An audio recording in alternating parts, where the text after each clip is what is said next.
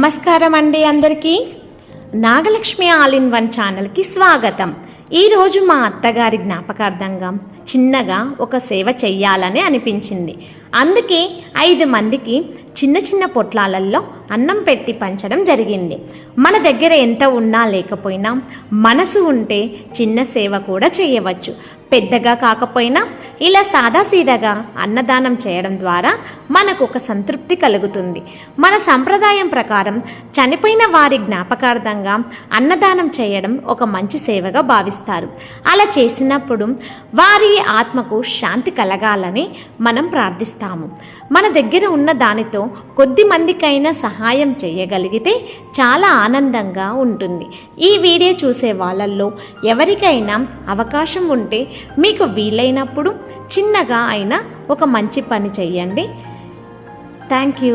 ఈ వీడియో నచ్చినట్లయితే మా ఛానల్ని సబ్స్క్రైబ్ చేయండి.